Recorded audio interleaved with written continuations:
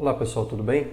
Vamos lá, vamos começar então a nossa 12ª aula de espaços métricos, onde agora a gente vai estudar um outro invariante topológico, tá certo? Extremamente importante, tal como a conexidade, que é a compassidade, tá certo? Então a gente vai estudar um pouco a respeito de espaços métricos compactos, tudo bem?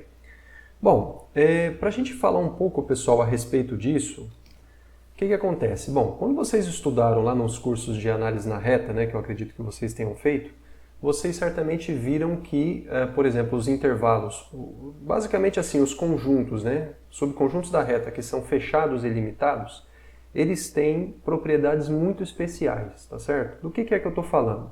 Por exemplo, vocês devem se lembrar que em subconjuntos fechados e limitados da reta, toda sequência admitia uma subsequência convergente, tá certo? Coisa que não acontecia em intervalos que eram ou não eram fechados, ou então não eram limitados, tá certo?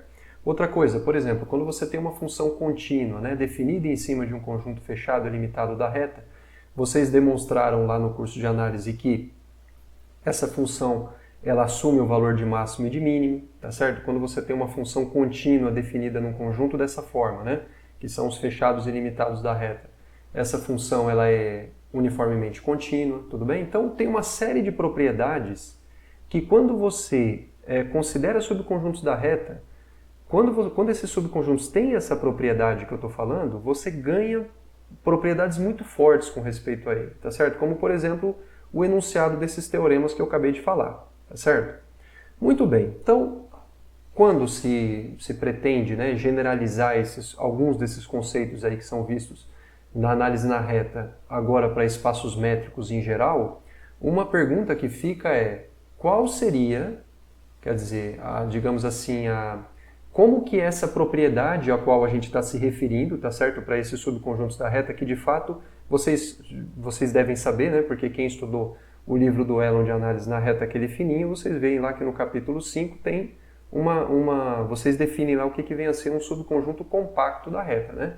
Então, um subconjunto compacto da reta, ele é simplesmente um conjunto que ele é fechado e limitado, e esses conjuntos têm todas essas boas propriedades que eu acabei de falar, tá certo? Então a pergunta que fica é: como que a compassidade, tá certo? Como que ela se manifesta em espaços métricos?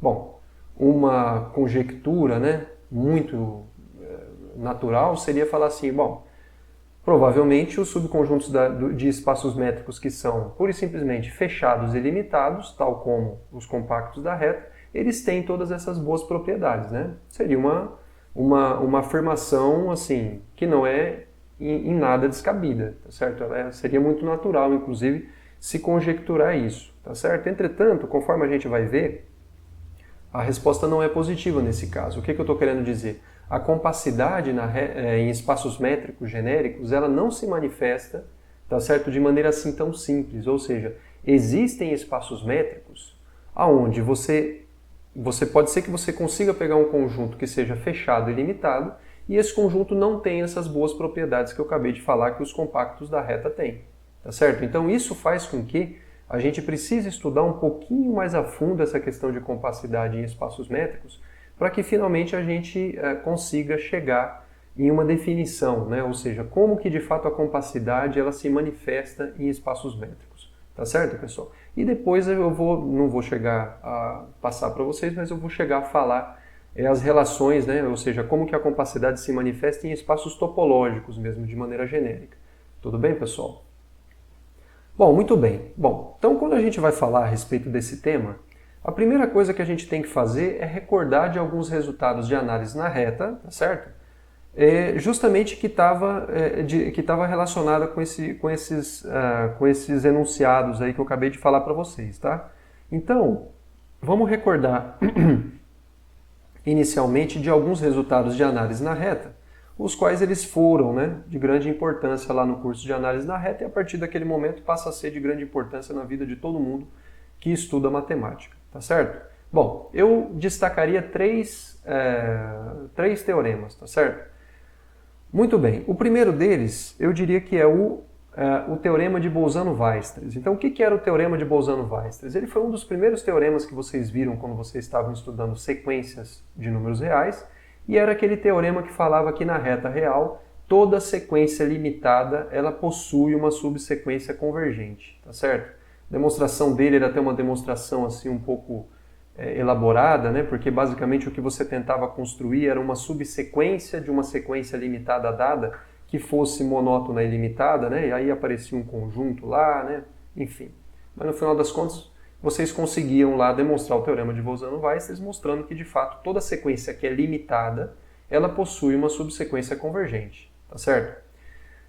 Um outro resultado também muito importante que vocês viram lá no curso de análise na reta, que é o seguinte: se você tem na reta real, né, esse daqui é o chamado teorema de Borel-Lebesgue, tá certo? Se você tem na reta real um subconjunto que ele é fechado e também limitado, né, portanto ele é compacto na definição que o Elon dá, né, e basicamente o que os autores de livros de análise costumam dar para os subconjuntos da reta que são fechados e limitados. Então, se você tem um subconjunto da reta que ele é fechado e limitado, né, entre parênteses, compacto, então isso significa que esse conjunto tem uma propriedade extremamente importante, que é o seguinte: se você pegar uma família qualquer de subconjuntos abertos da reta, cuja união contenha o F, tá certo? Ou seja, se você pegar aquilo que nós chamamos de uma cobertura aberta de F, o que vem a ser uma cobertura de um conjunto?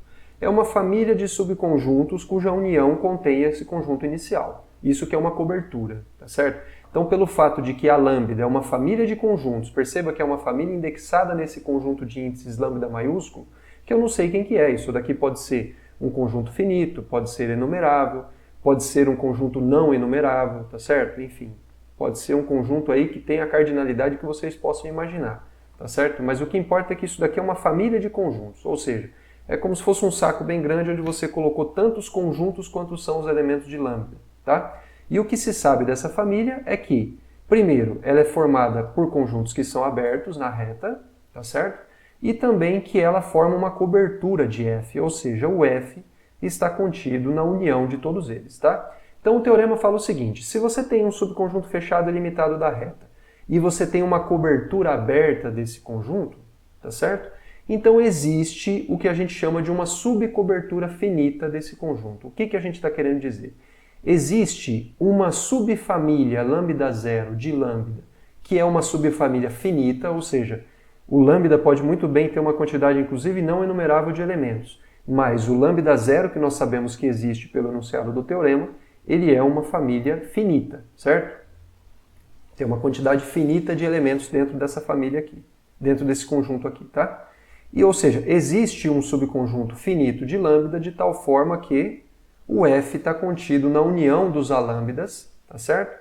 Para todo lambda pertencente a lambda zero. Ou seja, o que você fez? O que a gente está falando aqui é que se um subconjunto da reta ele é fechado e limitado, então toda a cobertura aberta desse conjunto admite uma subcobertura finita. Ou seja, você não precisava de todos aqueles elementos com os quais você iniciou para você cobrir o F, tá certo? Se você eventualmente tivesse uma quantidade infinita deles.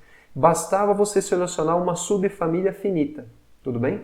Isso já era suficiente para você cobrir o F, ok? Bom, acredito que vocês tenham visto esses teoremas lá no curso de análise. Se não viram a demonstração, por exemplo, desse de Borel-Lebesgue, né, que nem sempre é feita, pelo menos o enunciado acredito que vocês tenham visto, tá certo? E o que acontece, pessoal, é que esses dois teoremas eles foram fundamentais para vocês provarem muitas coisas lá no curso de análise na reta, tá certo? Então,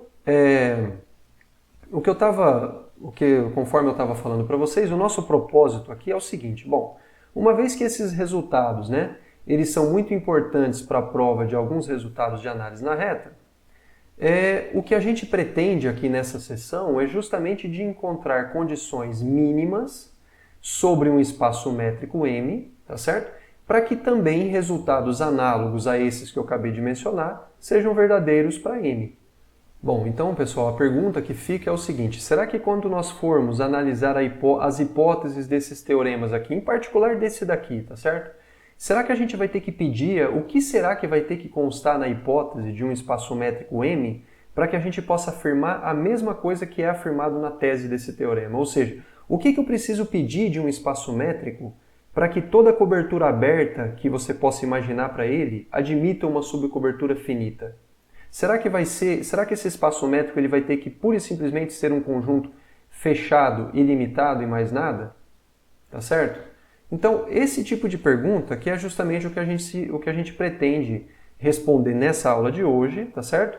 E uma vez respondido, ou seja, uma vez vista quais são essas condições, a gente vai definir o que vem a ser de fato a compacidade em espaços métricos, tá certo? E aí depois a gente vai começar a explorar justamente as propriedades dessa categoria de subconjuntos de um espaço métrico. Tudo bem, pessoal? Bom, a compacidade em espaços métricos ela pode ser definida de diferentes formas. Você pode definir em termos de sequências, que é justamente o que a gente vai fazer, porque eu diria que é aquilo que é mais fácil. Você pode definir em termos de coberturas abertas, né? Porque depois a gente vai ver uma certa equivalência entre essas coisas.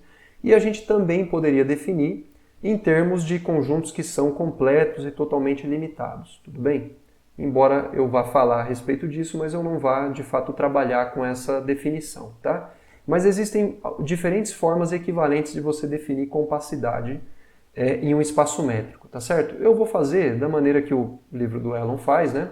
Com muita sabedoria, que é justamente a maneira mais simples possível, a maneira mais fácil de um aluno entender, eu diria. Ok?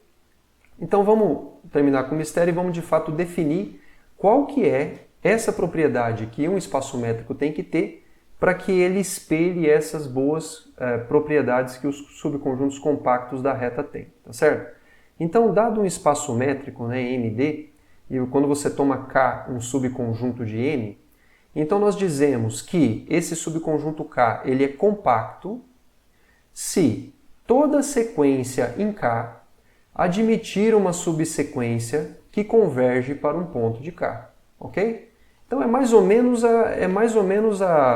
digamos assim, um enunciado que tem muito a ver, né, com o teorema de Bolzano-Weierstrass lá na reta real que vocês viram. Então, um subconjunto de um espaço métrico ele é compacto se e somente se toda sequência nesse conjunto admitir uma subsequência que converge para um ponto desse conjunto. Ok, pessoal? Então, isso que é a definição de compacidade. Eu reforço para vocês, olha, tal como foi extremamente importante vocês saberem as definições, né, de todos os conceitos que a gente está vendo aqui, por exemplo, a definição de conexidade, né? É extremamente importante, pessoal, que vocês conheçam assim de cor e salteado a definição de compacidade, tudo bem? Isso é uma coisa fundamental para que vocês possam, enfim, digamos assim, sair do curso podendo afirmar que, de fato, saíram com uma formação global aí dentro de espaços métricos, tá? É óbvio que dentre esses teoremas que a gente vai fazer as demonstrações, vocês vão acabar não se lembrando dos detalhes, isso é absolutamente natural. Mas das definições vocês têm que lembrar, tudo bem, pessoal? E conforme vocês forem fazendo os exercícios, naturalmente vocês vão ser impelidos aí a, de fato, estudar essa definição, tá certo? Para saber o que você tem como hipótese quando você sabe que um subconjunto ele é compacto. Tudo bem? Muito bem, então vamos ver agora aqui alguns exemplos de conjuntos compactos. E é claro que a gente vai buscar, primeiramente, exemplos fora da reta, né? Porque dentro da reta a gente já sabe como são os compactos. Aliás, veja bem, a princípio o que nós temos são duas definições de compacidade na reta, porque vocês têm aquelas que vocês têm aquela que vocês viram lá no curso de análise na reta, onde os compactos da reta eram subconjuntos que são fechados e limitados, e agora, enxergando a reta como sendo um espaço métrico, vocês têm uma outra definição para a compacidade, que é o fato de que um subconjunto da reta é compacto se toda sequência nele admitir uma subsequência convergente para um ponto dele, tá certo? Então nós temos duas definições, e depois vai chegar num ponto que a gente vai querer saber se essas duas definições, pelo menos na reta real, elas coincidem ou não, tudo bem? Isso aí vai ser feito ainda hoje, tudo bem? Então vamos lá, vamos para um exemplo. O exemplo número 1 é que todo espaço métrico finito, ou seja, formado por uma quantidade finita de pontos, ele é compacto, ok? O que a gente precisa fazer para provar que realmente todo espaço métrico finito é compacto? Bom, a gente tem que ser capaz de... Então, por exemplo, né, vamos chamar aqui de K um espaço métrico finito, que é um espaço métrico formado por N pontos, no caso, x1, x2, x3 até xn, tá? Munido de uma métrica qualquer, não importa quem que é a métrica, tá? Como que a gente vai provar que esse conjunto ele é compacto? Olha, a gente só tem a definição para fazer isso. Então o que a gente vai ter que fazer? A gente vai ter que pegar uma sequência aqui dentro desse conjunto e provar que ela tem uma subsequência que converge para um ponto desse conjunto, ok? Então o que a gente vai fazer a priori? Vamos tomar uma sequência de pontos em K. Por que eu não usei a letra x para denotar os elementos dessa sequência e nem a variável n aqui? Porque o n para mim já é a quantidade de elementos que o K tem e a letra x eu já guardei para denotar os elementos de K. Então é por isso que a gente está usando ym para denotar uma sequência genérica dentro de K. Tudo bem? Bom, o que acontece? O que é uma sequência? Vamos pensar o que é uma sequência. É uma função dos naturais em K. Isso é uma sequência em K. Tá certo? O conjunto dos números naturais ele é um conjunto infinito enumerável.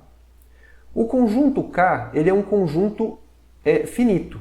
Tá certo? Então, como o K ele é finito, é muito óbvio que para você poder escolher criar uma sequência aqui dentro, você vai ter que essa sequência vai ter que admitir uma subsequência que ela é constante. Ou seja, vai ter que admitir uma subsequência que, pelo menos para todo valor suficientemente grande de m, todos os termos dessa sequência a partir desse m são iguais ao mesmo cara que está aqui dentro. Por quê? Porque caso contrário, se toda e qualquer subsequência dentro de K pudesse ficar variando os termos, tá certo? Ou seja, se você não tivesse uma subsequência que se repete infinitamente, então isso teria que significar que o K teria que ter infinitos elementos, para que quando você tivesse considerado essa sequência ym, você sempre possa escolher, digamos assim, elementos distintos entre si, coisa que não acontece, tá certo? Então, não tem jeito. Quer dizer, quando você está criando essa subsequência aqui, que no final das contas é uma função y de n em K, tá certo? Essa função aqui, ela não pode ser injetiva, tá certo? Ela não pode ser injetiva. Porque se ela fosse injetiva, o K teria que ter pelo menos a mesma quantidade de elementos que o n. Ou seja, o K teria que ser infinito, e ele não é.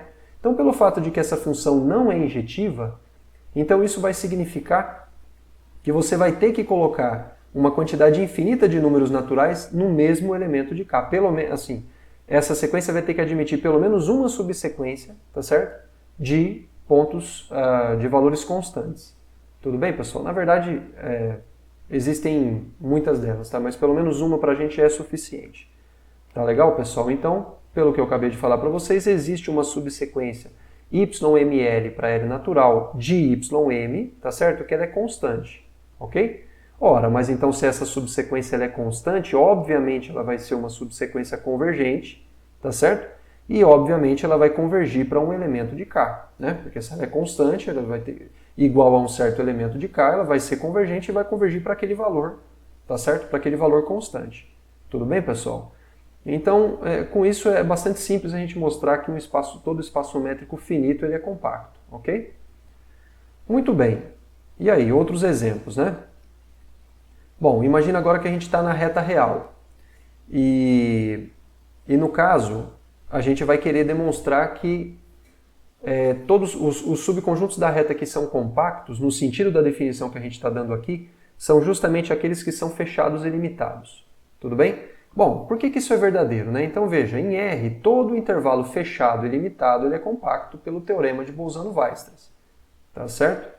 Por que isso acontece? Porque veja bem, se você tem, na verdade não precisa nem ser intervalo, tá? Poderia ser um conjunto aqui. Eu deveria até corrigir isso daqui, né? Todo subconjunto, né? Ou todo conjunto de R,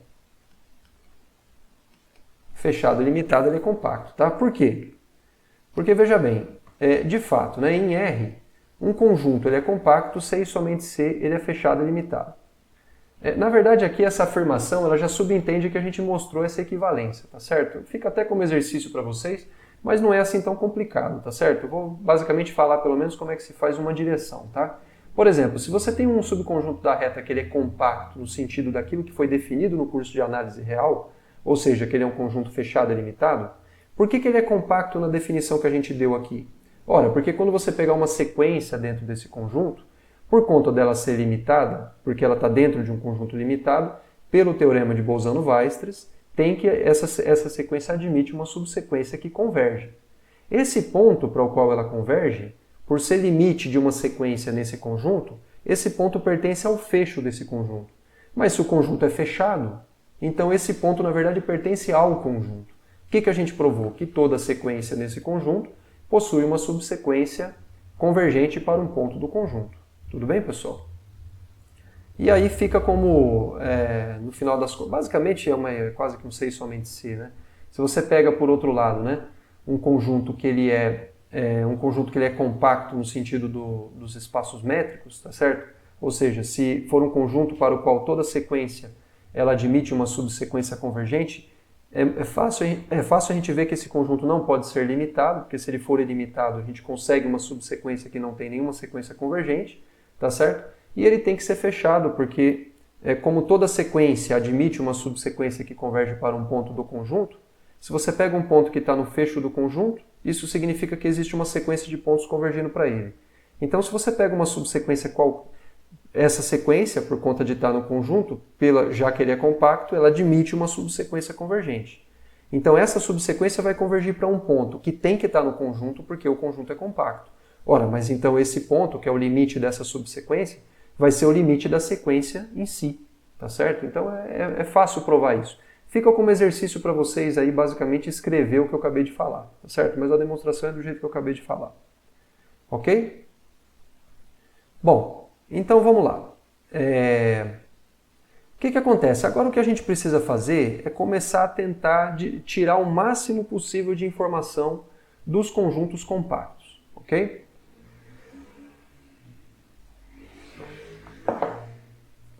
Bom, nós já sabemos, né, que por definição, os conjuntos de um espaço métrico que são compactos, eles são aqueles para os quais toda sequência admitem uma subsequência convergente para um ponto do conjunto, ok? Bom, então agora nós temos aqui essa proposição que fala o seguinte: todo subconjunto fechado de um espaço métrico compacto, ele é também compacto. Então, todo fechado de um compacto é compacto, ok? Ou seja, né, o que a gente está querendo dizer? Se você tem um conjunto M que é compacto, então se você pega um subconjunto fechado desse conjunto, K, esse cara, por ser fechado e estar dentro de um compacto, ele vai ser também compacto. Tudo bem, pessoal? Bom, é isso daí que a gente vai querer provar. Então, como é que a gente faz isso? Bom, muito bem. Como é que a gente vai fazer isso? Bom, então a gente vai fazer o seguinte. Suponha que M seja um conjunto, um espaço métrico compacto, tá certo? E você pega F, um subconjunto fechado de M. Ok? Aqui falou, na verdade, que faltou falar, né, que esse F ele é fechado. Ok? O que a gente quer provar? A gente quer provar que o F ele é por si só compacto. Então, como que a gente vai fazer isso? Bom, a gente vai pegar uma sequência em F e vamos tentar provar que essa sequência possui uma subsequência que converge para um ponto de F. Ok? Bom, essa sequência que ela está em F, em particular, ela também está em M, né? Haja vista que o F está contido em M. Ora, mas como o M ele é compacto, então isso significa que existe uma subsequência dessa sequência, tá certo? Que aqui a gente está chamando de XNK para K natural, de tal forma que essa subsequência ela converge para um ponto de M, porque M é compacto, ok? Ora, mas então, haja vista que esse ponto X, ele é tal que para ele existe uma sequência, né, que no caso é essa subsequência aqui, em F, que converge para ele, então isso significa que esse ponto está no fecho de F, ok? Bom, mas se ele está no fecho de F, né, como F por hipótese ele é fechado, então isso significa que de fato esse ponto X ele pertence a F. Ou seja, nós pegamos uma sequência em F e fomos capazes de mostrar que existe uma subsequência dessa sequência que converge para um ponto de F, ok? Como consequência disso, segue que o F ele é um conjunto compacto, ok, pessoal? Então, realmente, sempre que você tiver um espaço métrico compacto, todo e qualquer subconjunto fechado desse espaço métrico, ele vai ser também compacto, ok, pessoal? Muito bem. Muito bem, pessoal, vamos agora para um outro resultado, tá certo? Proposição número 2, que fala o seguinte, olha, todo subconjunto compacto de um espaço métrico qualquer, ele é sempre fechado, tá? Então isso aqui é meio que, digamos assim, complementando a proposição passada. A proposição passada falava assim, bom, sempre que você tem um fechado dentro de um compacto, então ele é fechado, ou seja, Todo fechado de um compacto é compacto, e agora que o que está sendo dito é que todo compacto, ele é, antes de mais nada, um subconjunto fechado. Tudo bem? Muito bem. Vamos ver então como é que a gente prova. Então, vamos considerar K um conjunto compacto, tá certo? Dentro de um espaço métrico M, e vamos pegar um elemento do fecho dele para a gente tentar provar que de fato esse elemento está em K. Bom, esse cara, ele está em K, haja vista que ele está no fecho de K, então o que acontece? Né? Por definição de ponto aderente, né? Porque lembra que o fecho de um conjunto nada mais é do que o conjunto dos pontos aderentes a esse conjunto. Então, como Q pertence ao fecho de K, ou seja, já que ele é um ponto aderente a K, então, por definição, o que nós sabemos, né? Vamos tentar fazer um desenho aqui para ilustrar um pouco melhor. Sempre que você tem um conjunto, imagina que você tem aqui o K, ok? E você pegou aí um ponto Q que é aderente a K.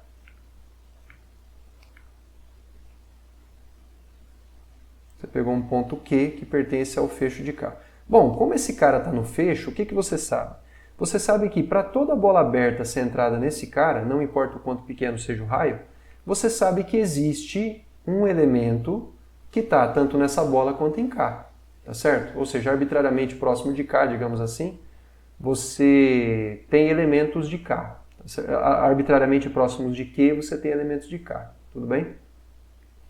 Então, o que acontece? Bom, então vamos fazer o seguinte, para cada N natural, a gente vai tomar o raio, esse raio aqui dessa bola ao qual estou me referindo, a gente vai tomar como sendo um raio do tipo 1 sobre n, tá? Então o que a gente sabe? Já visto que esse ponto ele é um ponto aderente, se você toma uma bola cujo raio mede 1 sobre n, então você sabe que existe um xn que pertence a essa bola, tá certo? De centro em Q e raio 1 sobre n, que também está em K, beleza? Então com isso, o que você está criando? A gente está criando, no final das contas, né, tomando sucessivamente bolas aí com raios cada vez menores. O que você está fazendo, no final das contas, é criando uma sequência, tá certo? De pontos de K que naturalmente vai ter que convergir para Q, tá certo? Então você está criando uma sequência de pontos, uma sequência xn de pontos de K, cujo limite é Q. Ah, por que o limite é Q? Ora, porque quando n vai para infinito, o raio dessa bola está indo para zero e, portanto, esse xn está se aproximando de Q pela definição. Tudo bem, pessoal? Ora, mas veja, como o K ele é compacto, então você sabe que essa sequência, ela já vista que é uma sequência em K, de pontos de K, então a gente sabe que ela admite uma subsequência convergente, ou seja, existe uma subsequência dessa sequência que converge para um ponto, que é um certo ponto P. Tudo bem? Que não tem, a princípio, obrigação de ser igual a Q. Ele é um ponto de K para o qual converge xnk. Ora, mas vamos lembrar que quando você tem uma sequência convergente, todas as subsequências convergem para o mesmo valor, para o mesmo ponto. Então, por esse motivo, né? Então, como a sequência toda converge para Q, segue então que esse limite dessa subsequência tem que ser o próprio Q. Mas a gente sabia que esse ponto aqui, embora eu não soubesse que ele era Q, a gente sabia que ele era um elemento de K. Então, com isso, a gente provou o quê? Que o Q, que era o limite daquela sequência que a gente construiu, de fato é um elemento de K. Tudo bem? Então, com isso, a gente provou o quê? Que o K ele é fechado, né? Porque a gente pegou um elemento genérico do fecho dele e a gente foi capaz de provar que esse elemento pertence a K. Ou seja, o conjunto ele é fechado. Ele contém todos os pontos aderentes a ele. Tudo bem, pessoal?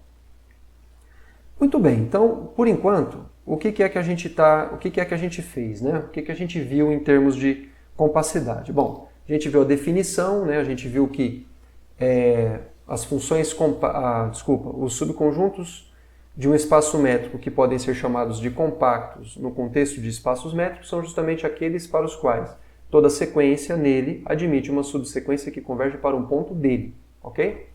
E aí a gente viu alguns resultados. Então a gente viu que, por exemplo, todo subconjunto fechado de um espaço métrico compacto, ele é também compacto. E a gente acabou de provar que todo compacto, ele é, antes de mais nada, um conjunto limitado. Tudo bem? Agora, resta um monte de coisa para a gente fazer, mas entre elas, né, resta a gente provar uma proposição que, na verdade, é basicamente assim, um dos grandes motivos pelos quais a gente estuda a compacidade, tá certo? Além de outros. Mas um dos motivos pelos quais a gente estuda a compacidade, e esse motivo que não é o único, mas se fosse, ele já seria suficiente para a gente ver um monte de coisa, porque é algo muito importante, é justamente o fato de que a compacidade ele é um invariante topológico. Ou seja, se você tem dois espaços métricos homeomorfos, então um é compacto, se e somente se o outro também é compacto. Tá certo? Então, esse daqui, digamos que é o terceiro invariante topológico que a gente está estudando. O primeiro foi a conexidade, o segundo foi a conexidade por caminhos, e agora o terceiro que a gente está vendo é a compacidade. Tá certo? Vamos lembrar que a completude não era um invariante topológico. Tudo bem? Tem que ficar com isso na cabeça. Então a compacidade, sim, ela é um invariante topológico, ou seja, se você tem dois espaços métricos homeomorfos, então um é compacto se e somente se o outro é. Tudo bem? E como que a gente prova isso? Isso daí vem fundamentalmente do fato de que imagens de compactos por aplicações contínuas são conjuntos compactos, ou seja, funções contínuas entre dois espaços métricos vão pegar subconjuntos compactos do domínio e levar em subconjuntos compactos do contradomínio. Tudo bem? Então, é justamente esse o enunciado dessa proposição. Extremamente importante essa proposição. Tudo bem, pessoal? Então, veja bem, se você tem sejam m e n espaços métricos, e vamos supor que f é compacto, ok? E suponha que você tenha uma função f de m em n que ela é contínua. Então, o que diz o teorema é que a imagem de m pela função f é um subconjunto compacto de n. Tudo bem? Então, o que está acontecendo aqui? Vamos fazer um desenho para a gente entender. Imagina que você tem aqui um espaço métrico M, tá certo? Que é compacto, e você tem aqui um espaço métrico N. E você tem uma função f entre esses dois caras, e essa função ela é contínua. Ok? Então, o que diz o teorema? O teorema fala o seguinte, olha, a imagem desse conjunto, desse espaço métrico M pela função f, vai ser um subconjunto de n que ele é compacto. Ok? A imagem de um compacto por uma função contínua, ele vai ser compacto. Tá certo? E aí, vamos ver a demonstração. Então, vou apagar aqui porque eu vou usar esse desenho enquanto a gente estiver fazendo a demonstração, tá? Bom, como que a gente vai provar que esse conjunto aqui, f de m, ele é compacto? Bom, não tem mais nada para a gente usar que não seja a própria definição. Então, é justamente ela que a gente vai usar. Tá certo? O que a gente vai fazer? A gente vai pegar uma sequência de pontos em f de m. Então, a gente vai pegar uma sequência yn aqui. Tá certo? E a gente vai torcer para essa sequência ter uma subsequência que converge para um ponto de f de m. Na verdade, a gente vai trabalhar para exibir uma subsequência dessa sequência que converge para um ponto de f de m, tá? Então vamos lá. Então vamos pegar inicialmente yn, uma sequência em f de m, uma sequência genérica, ok? Bom, como essa sequência, né, como o yn, ele está na imagem de m pela função f, então o que a gente sabe é que para cada n fixo, por exemplo, esse pontinho aqui, yn, tá? Eu sei que existe um certo xn que pertence a m, de tal forma que o f pega esse cara e leva ele aqui. Certo? Ou seja, existe um xn de tal forma que f de xn é justamente igual a yn. Certo? E isso daqui vale para todo n natural. Então não é difícil a gente perceber que para essa sequência yn que nós temos aqui em f de m, a gente vai ter uma sequência aqui xn de pontos em m, de tal forma que vai ser verdadeiro que essa sequência aqui está em m, ela é tal que f de xn é igual a yn para todo n natural. Ok? Então, temos uma sequência aqui no conjunto imagem, puxamos para trás essa sequência através da função f, o que nos dá uma sequência aqui em m, tá certo? E agora a gente vai ter que usar o fato de m ser compacto. Então, veja bem, como nós sabemos que o m é compacto, então essa sequência xn que mora lá no m, eu sei que dessa sequência aqui, eu tenho uma subsequência de pontos dela que converge para um certo ponto de n, tá? Então tem uma subsequência aqui dentro que converge para um certo x que pertence a m. Ok, pessoal? Então é justamente o que está escrito aqui. Como m é compacto, existe uma subsequência de xn e um x pertencente a m, de tal forma que essa sequência converge para x. Ok? Ora, mas aí o que acontece? A f não é uma função contínua? Sim. Lembre-se que nós caracterizamos a continuidade de funções em termos de sequências. Vamos lembrar que quando você tem uma função contínua, ela leva sequências convergentes em sequências convergentes. O que eu estou querendo dizer? Se você tem Zn, uma sequência no domínio, se f for uma função contínua definida nesse conjunto, se Zn convergir para Z, então f de Zn vai convergir para f de Z. Tá certo? Então, é por isso que a gente diz que, pela continuidade de f, temos que o limite de f de xnk é justamente o f de x, haja vista que o xnk converge para x, certo? Só que tem uma coisa, para cada k, f de xnk é justamente igual ao ynk. É por esse motivo que o limite de f de xnk quando k vai para infinito nada mais é do que o limite de ynk quando k vai para o infinito, porque para cada k fixo, esse cara é igual a esse cara aqui. Certo? Ou seja, o que nós encontramos? Nós encontramos uma subsequência de yn, que é justamente essa subsequência ynk, que converge justamente para o ponto f de x, e haja vista que o x está em m, então f de x pertence a f de m. Ou seja, o que a gente foi capaz de provar? Pegamos uma sequência genérica no conjunto imagem, e a gente conseguiu provar, pegamos uma sequência genérica no conjunto imagem, e a gente conseguiu provar que essa sequência ela admite uma subsequência, tá certo? Que converge justamente para um ponto de f de m. Ou seja, com isso a gente está provando que f de m, pela definição, é um conjunto compacto. Tudo bem, pessoal? Então, de fato, imagens de compactos por funções contínuas são conjuntos compactos. Ok, pessoal? Isso é uma coisa muito importante. Muito bem, pessoal. Agora aqui uma outra proposição, né, que a gente não vai apresentar a prova, a gente não vai conseguir apresentar a prova de tudo, mas proposição 4 ela fala o seguinte, olha, imagina que você tenha dois espaços métricos, tá certo? Mn, você tenha K subconjunto, K um subconjunto de M e L um subconjunto de N, ok? Então K cartesiano L, ele é compacto em M cartesiano N, se e somente se o K e o L são compactos. Ou seja, se você tem um produto cartesiano de conjuntos em um espaço métrico, tá certo? Munindo esse produto cartesiano de M por N com a métrica produto, então esse produto cartesiano ele é compacto se e somente se cada um dos conjuntos o são. Tudo bem, pessoal? Bom, esse resultado aqui é fácil a gente ver que por indução finita se pode provar que de fato ele vale não apenas para quando você tem um produto cartesiano de dois subconjuntos de espaços métricos, mas sim quando você tem qualquer quantidade finita de espaços métricos. Tá? Então, por indução finita, prova-se que o último resultado é válido para qualquer produto cartesiano finito de espaços métricos. Ok? Muito bem. Bom, então assim, perceba que a gente já viu muitas coisas interessantes a respeito de compactos, a gente já viu que todo compacto é fechado, né?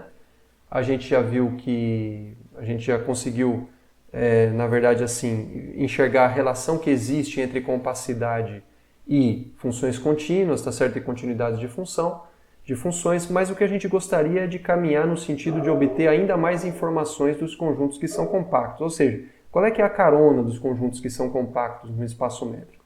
Quanto mais informações a gente conseguir ter, melhor, tá certo? Bom, essa proposição 5 ela vai nos dar uma outra propriedade que os compactos de um espaço métrico têm. Então ela fala o seguinte, ela fala que todo subconjunto compacto de um espaço métrico, ele é necessariamente um subconjunto limitado, ok? Então todo compacto de um espaço métrico, ele é limitado. Bom, como é que a gente prova isso? Então perceba uma coisa, na reta real, os compactos são justamente os conjuntos que são fechados e limitados, certo? Em espaços métricos, eu estou falando para vocês que nem todos os compactos que nem todos os fechados e limitados são compactos. Daqui a pouco a gente vai ver isso. Mas o que a gente já acabou de ver que é verdadeiro é que sim, todo compacto ele é fechado e limitado. Então nem todos os fechados e limitados são compactos, mas todo compacto é fechado e limitado. Tá certo? Porque a gente já provou que todo compacto é fechado e agora a gente vai provar que todo compacto é limitado. Ok? Bom, então como é que a gente prova isso? Ora, pega M um espaço métrico e K um subconjunto compacto de M. Tá? Bom, como que a gente vai provar que o M, como que a gente vai provar que esse K, que é um subconjunto compacto, como que a gente vai provar que ele é limitado? Ora, vamos supor por contradição que ele não seja. Então vamos supor por contradição que o K seja um conjunto ilimitado. Tudo bem? Muito bem. Bom, se o K for um conjunto ilimitado, como é que a gente vai fazer? A gente vai tentar contradizer alguma coisa. Justamente o que a gente vai contradizer é a compacidade dele, ou seja, a gente vai provar que se ele for ilimitado, então existe uma sequência dele que não admite qualquer subsequência convergindo para um ponto dele, tá certo? Então, como que a gente cria essa subsequência? A gente vai ter que construir essa subsequência, tá certo? A gente faz o seguinte, pega x0, um elemento de K fixado, ok? Isso daí vai ser o primeiro termo da nossa sequência. Bom, como o K não é limitado, o que significa ele não ser limitado? Significa que o diâmetro dele é mais infinito. Ou seja, o supremo das distâncias entre pontos genéricos de K não vai dar um número finito, vai dar mais infinito, tá certo? Então isso significa que existe pelo menos um x1 pertencente a K, de tal forma que a distância desse x1 até x0 é maior do que 1, certo? Caso contrário, essa distância aqui seria sempre menor ou igual do que 1 e por esse motivo o K seria limitado, e ele não é. Tudo bem, pessoal? Então existe aí um x1 que dista do x0 uma quantia maior do que 1, tá certo?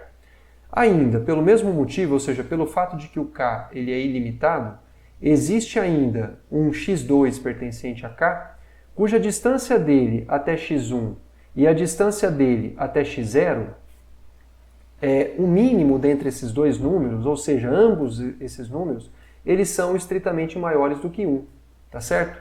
Então perceba que tanto a distância de x2 até x1 quanto a distância de x2 até x0 é maior do que 1, tá? Vamos fazer um desenho aqui para a gente entender como o que está acontecendo. Então veja, eu tenho K, um espaço métrico que é compacto, e a gente está supondo aqui por contradição que ele é ilimitado, certo? O que a gente fez? Pegamos x0, pegamos x0, um ponto genérico de K, aí a gente olhou para uma bola de centro em x0 e raio 1, e a gente concluiu que existe um x1 que está fora dessa bola, porque a distância dele até x0 é maior do que 1, tá certo? Agora a gente está considerando também uma bola de centro x1 e raio 1, tá certo? E a gente chegou à conclusão que existe um x2 que está fora tanto da bola de centro x1 e raio R e raio 1, quanto da bola de centro x0 e raio 1, tá certo? Isso aqui é um x2. Depois o que a gente vai fazer? A gente vai considerar uma bola em torno do x2, e aí a gente sabe que como o K ele é ilimitado, então tem que existir um x3, tá certo? Que dista tanto de x2 quanto de x1 quanto de x0 mais do que 1. E com isso, pessoal, a gente vai criando uma sequência de pontos esparso, ou seja, uma sequência esparsa, uma sequência onde os pontos não estão próximos entre si, tá certo? Então, em particular, o que a gente faz, o que a gente acabou de fazer, né, com esse procedimento aí? A gente acabou de criar uma sequência. A gente acabou de criar uma sequência xn de pontos em K que tem a seguinte propriedade. Eles têm a propriedade de que a distância entre xn, né, então, com esse procedimento que eu acabei de falar para vocês, a gente pode, por indução finita, criar uma sequência que faz o seguinte. Bom, de maneira geral, escolhidos x1, x2 até xn menos 1, a gente sabe que existe um xn pertencente a K, de tal forma que a distância de xn até x0, a distância de xn até x1, xn até x2, de maneira geral, de xn até xn menos 1, tá certo? Aqui era para ser n menos 1, todos esses números são maiores do que 1, tá certo? Então, com isso, a gente criou essa sequência esparsa aqui que eu acabei de falar para vocês, tá certo, pessoal?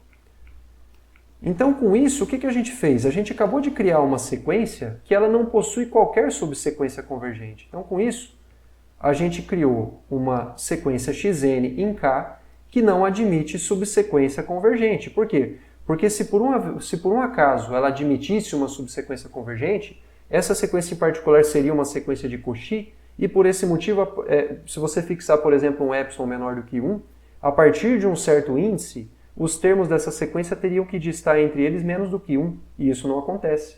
Por quê? Porque, haja vista que 1 vale, né, que é justamente propriedade aqui que eu acabei de citar com vocês, a gente sabe que a distância entre xn e xm é maior do que 1 para todo nm naturais diferentes entre si, ok? Ora, mas então isso contradiz a compacidade de K, porque se K ele é um conjunto compacto, não pode existir uma sequência que não admite qualquer subsequência convergente, tá certo? Isso não pode acontecer. Então, por esse motivo, chegamos a uma contradição, e a contradição veio da gente supor que o conjunto K ele era ilimitado. Então, o que isso significa? Isso significa que o conjunto K ele não é ilimitado, portanto, ele tem que ser limitado. Ok, pessoal? Então, realmente, todo conjunto compacto de um espaço métrico ele é necessariamente ilimitado. Tudo bem? Então, como corolário desse resultado, fica o seguinte, né? Fica que todo conjunto compacto de um espaço métrico, ele é fechado e limitado, certo? Aí uma pessoa mais apressada poderia pensar assim, poxa, mas então vai ver que a gente vai conseguir aquela caracterização que a gente conseguia na reta real, né? Ou seja, onde os compactos, um subconjunto da reta real ele era compacto, se e somente se ele era fechado e limitado. Vai ver que vale de fato isso para espaços métricos, né? Não, não vale. Só vale essa direção. Compacto em um espaço métrico implica que o conjunto é fechado e limitado, mas a recíproca não é verdadeira, tá certo? A recíproca, porém, desse último resultado ela é falsa. Como que a gente constrói um exemplo, né? A gente vai mostrar um exemplo a seguir que mostra isso. A gente vai mostrar um exemplo bastante simples. Vocês podem pensar que é meio que forçação de barra, né? Porque vai ser um conjunto aí com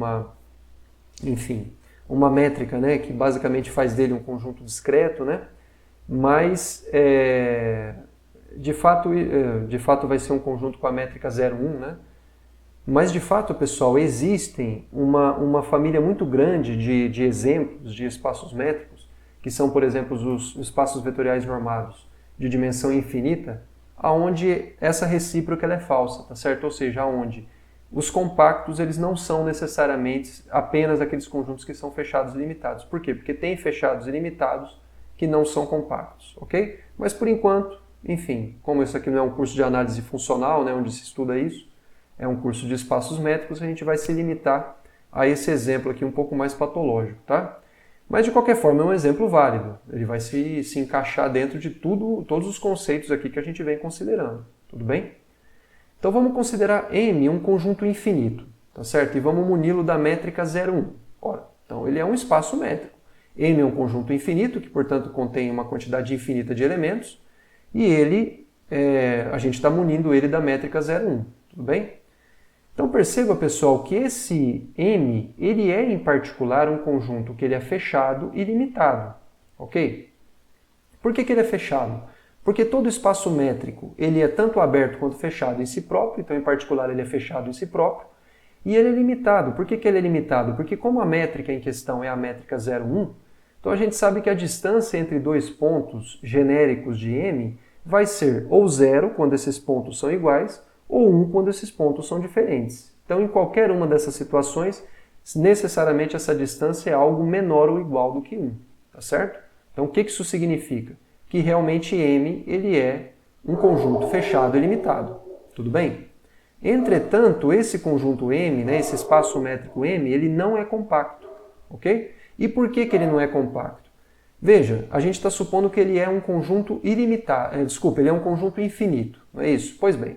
Bom, já que ele é um espaço métrico infinito, ou seja, já que existem infinitos elementos dele, então se você escolher uma sequência qualquer em M de pontos distintos entre si, tá certo? Ou seja, se você exibir uma sequência xn em M de pontos, de tal forma que xn é diferente de xm para todo n diferente de m, então nós temos que essa sequência ela não vai admitir qualquer subsequência convergente.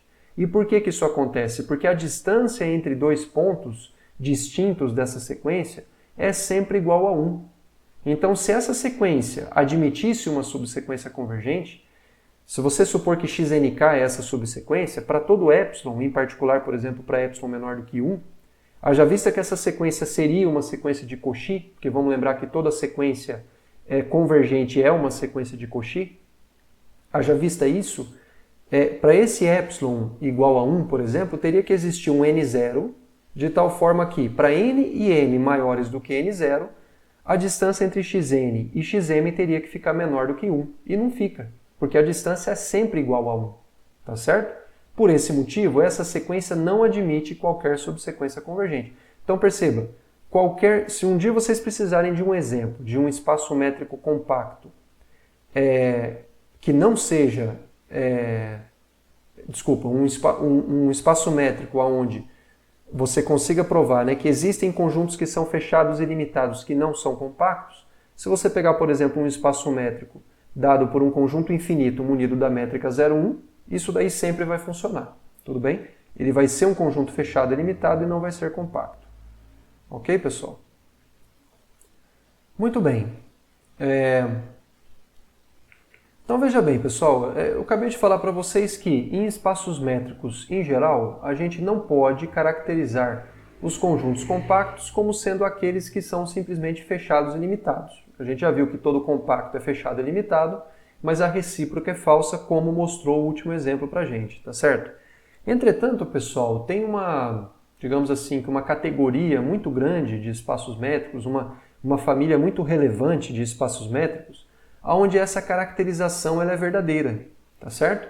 A gente já sabe que a reta real é um espaço métrico onde isso acontece, tá certo? Onde os compactos são justamente os conjuntos que são fechados e limitados. Mas, de fato, aqui nessa proposição a gente vai ver que em Rn, tá certo? Independente de quem seja o n natural, os subconjuntos que são compactos, e aqui no Rn você pode muni-lo basicamente de qualquer uma daquelas métricas que vem daquelas normas, né, que a gente indicou, que era a norma euclidiana, a do máximo e a da soma, né? Em Rn, né, munido de qualquer uma dessas métricas aí, você sabe que um subconjunto de Rn ele é compacto se e somente se ele é fechado e limitado. Então, perceba que na verdade isso é uma caracterização, aquela caracterização que vocês viram de compacidade, lá no curso de análise na reta, ele vale para todos os espaços euclidianos Rn. Tudo bem, pessoal? Bom, como é que a gente prova isso? Bom, tem uma direção que não precisa nem fazer, né? A gente sabe que a ida vale sempre. Por quê? Porque todo compacto ele é sempre fechado e limitado. Então a ida vale para todos os espaços métricos, em particular vai valer para o Rn. Concorda ou não? Agora vamos ver a volta, né? Então imagina que você tenha K, um subconjunto do Rn que ele é fechado e limitado. Tudo bem? Então vamos até desenhar aqui. Eu vou desenhar aqui o Rn. Claro que aqui é sempre o R2, né, que eu desenho porque é mais simples. E aí você tem um subconjunto K que ele é fechado e limitado.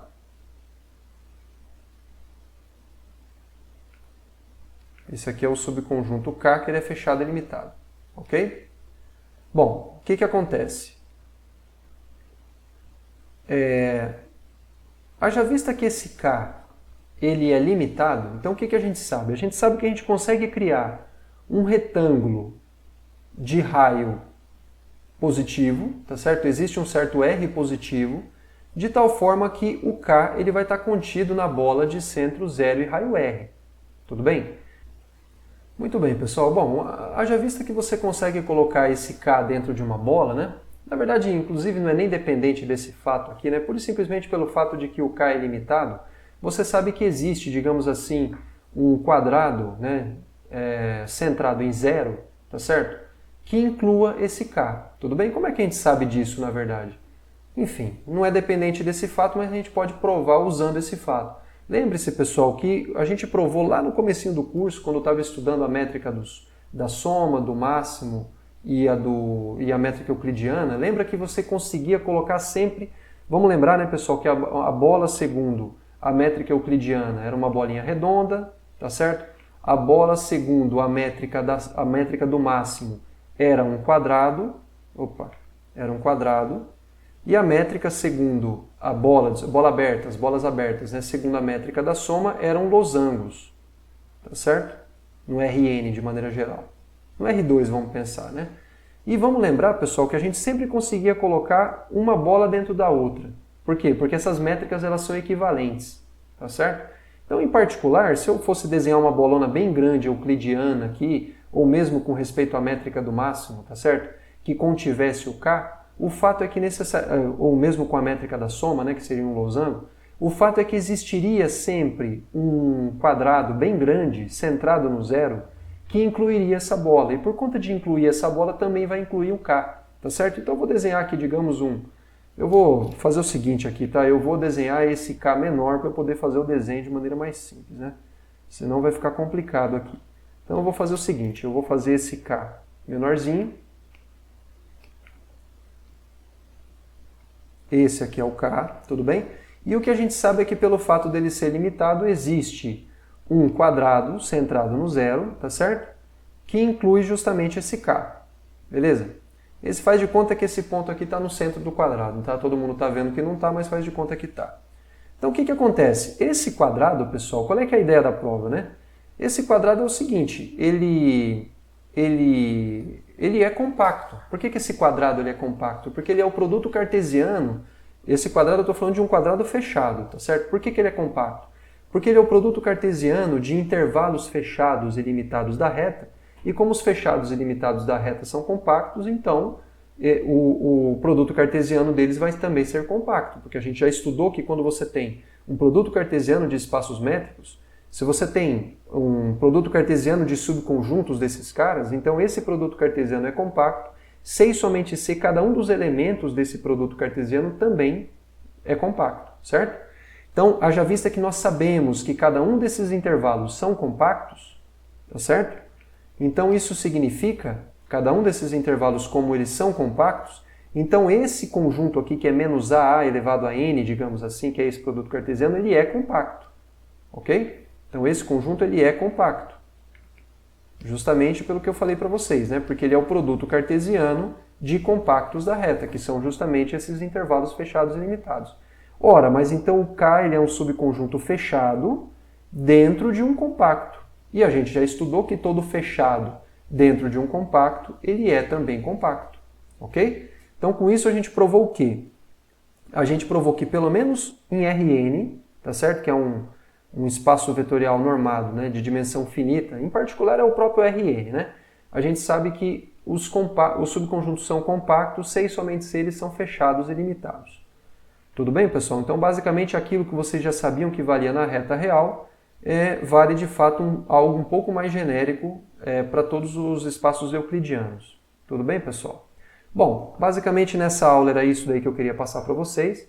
Na próxima aula a gente vai começar a explorar um pouco mais a respeito de compacidade, né? Muitas relações com respeito a funções contínuas, por exemplo, que toda função contínua definida no espaço métrico que é compacto, ela assume os valores de máximo e de mínimo, tá certo? Enfim, a gente vai começar a provar resultados mais parecidos com aqueles que vocês provaram que valia na reta real quando a gente trabalhava com funções contínuas e compacidade no domínio delas. Tudo bem, pessoal? Bom, espero que vocês tenham aproveitado e aí a gente se vê na próxima aula, tá bom? Valeu, obrigado, até mais.